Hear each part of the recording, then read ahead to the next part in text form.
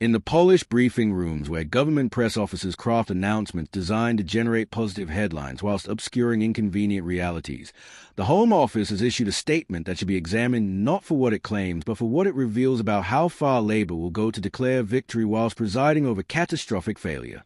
The Home Office announced the successful returns of 19 illegal migrants from Britain to France over the past week, bringing the total under Keir Starmer's historic agreement with Emmanuel Macron to 26.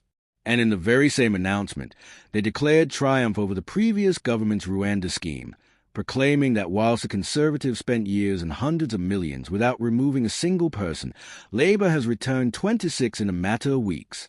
What they desperately hope you will not notice is that since this historic agreement was announced, over 10,000 people have crossed the channel illegally, making the returns ratio approximately 0.26%. Welcome to UK Decoded, where we expose the truth about how government ministers celebrate returning 26 people whilst ignoring that 10,000 have arrived, and how they declare clear messages being sent when migrants in France are openly saying they do not care and will cross anyway. Subscribe now for daily analysis that refuses to accept mathematical illiteracy as legitimate defense of border policy that has completely failed. The Home Office statement that the contrast could not be clearer between Labour's returns and the Conservative Rwanda scheme is technically correct but substantively misleading. The Rwanda scheme was prevented from removing anyone by legal challenges in British and European courts that blocked deportations before they could occur. It failed because of judicial intervention, not because of operational incompetence.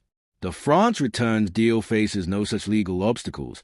France is a safe country where returns are legally permissible, yet it has returned only 26 people out of over 10,000 arrivals. This is not success.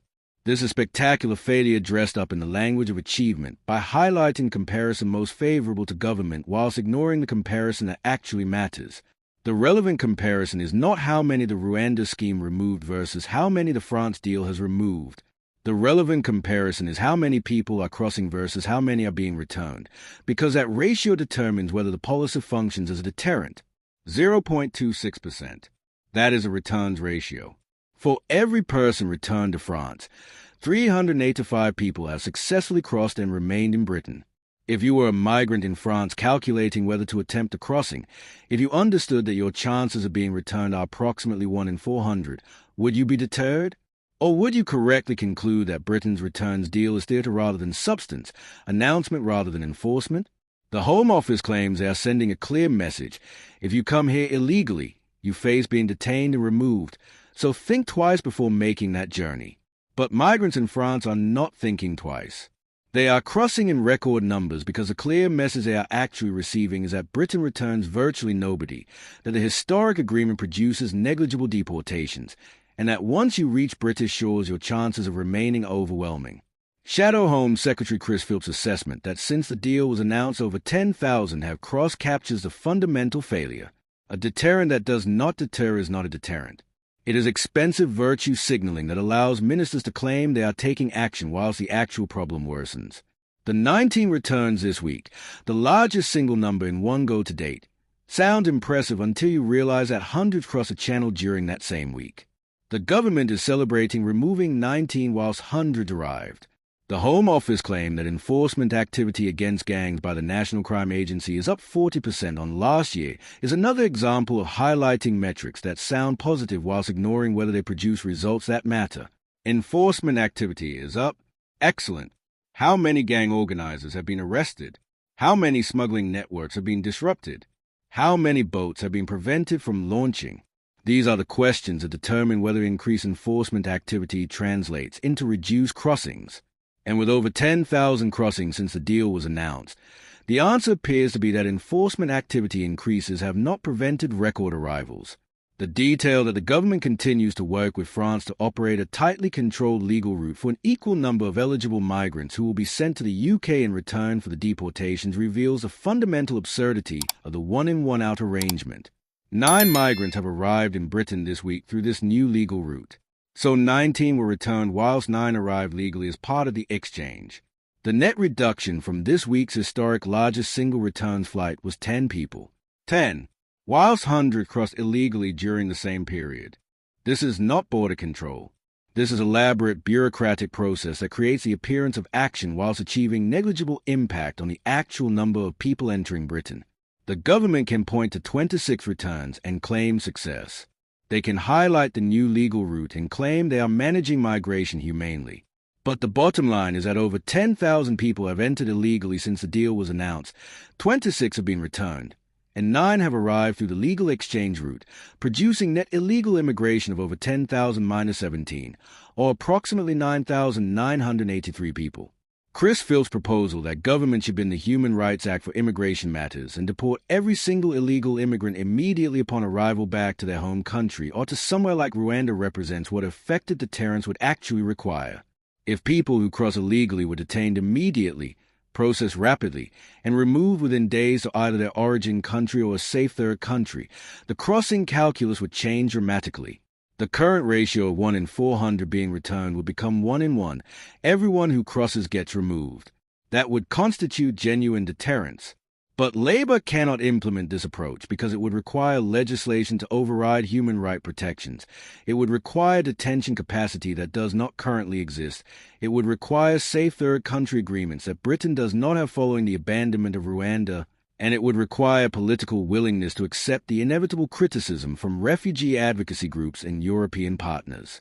So instead, they announce returns of 26 people out of 10,000 and claim they are sending clear messages whilst migrants openly say they will cross anyway.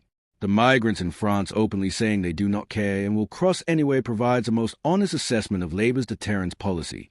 These are people who understand the actual risk better than Home Office press officers. They know that 26 returns out of 10,000 arrivals means that chances of being removed are negligible. They know that Britain's detention capacity is limited. They know that legal challenges can delay removal for months or years. They know that many migrants who initially face removal orders eventually receive permission to remain through asylum claims or human rights appeals. So they cross, confident that the returns deal is largely symbolic. The accusation that government is weak and dishonest and has lost control of borders is harsh but difficult to refute when examining the evidence. Weak because they announce historic agreements that return virtually nobody. Dishonest because they claim to be sending clear messages whilst migrants ignore those messages and cross in record numbers. Lost control because over 10,000 illegal arrivals since the deal was announced demonstrates that Britain cannot prevent people from entering illegally regardless of what agreements are signed with France. The broader pattern is that Labour promised to be tough on immigration, to stop the boats, to restore border control. In opposition, they attacked the Rwanda scheme as expensive failure. In government, they announced a historic agreement with France that would finally provide genuine returns and deterrence. And the result is over 10,000 arrivals, 26 returns, and migrants in France openly saying they will cross anyway because they understand the returns deal is toothless. This is not the first time Labour has announced breakthrough agreements on immigration that failed to deliver. The party has a history of promising tough enforcement whilst presiding over record immigration increases. What makes the current situation particularly absurd is that they are celebrating the returns of 26 people as vindication of their approach whilst over 10,000 have crossed since the deal was announced. The mathematical illiteracy required to present this as success is staggering. The Home Office could respond to these criticisms by arguing that the deal is in its early stages, that returns will ramp up over time, that the legal route exchanges are just beginning, and that deterrence effects take time to materialize.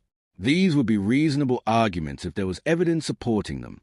But 10,000 crossings since the deal was announced suggest that deterrence is not materializing, and the structural constraints, limited detention capacity, legal challenges, French reluctance to accept large numbers of returns, suggest that even if returns increase from 26 to perhaps 100 or 200, there would remain a tiny fraction of arrivals. The only way the returns deal could become effective deterrent is if returns increase by approximately 50 times, from 26 out of 10,000 to around 5,000 out of 10,000. Does anyone believe that France will accept 5,000 deportations? Does anyone believe Britain has a detention capacity, legal framework, and operational capability to identify, process, and remove 5,000 people? The policy that government is celebrating as a historic achievement would need to increase effectiveness by 50 times to provide meaningful deterrence, an improvement so dramatic that it is effectively impossible. This is why Chris Philp's assessment that the deal will see only a pathetic number sent back, and has failed to act as a deterrent is almost certainly correct. The structural constraints prevent it from scaling to levels that would provide genuine deterrence. And migrants understand this, which is why they openly say they will cross anyway. Labour can announce historic agreements and celebrate largest single returns flights of 19 people, but until the returns ratio approaches double digits as a percentage rather than remaining at 0.26%. The policy is sophisticated-sounding failure that changes nothing about Britain's inability to control its borders whilst costing millions that could be spent on detention facilities and deportation operations that might actually work.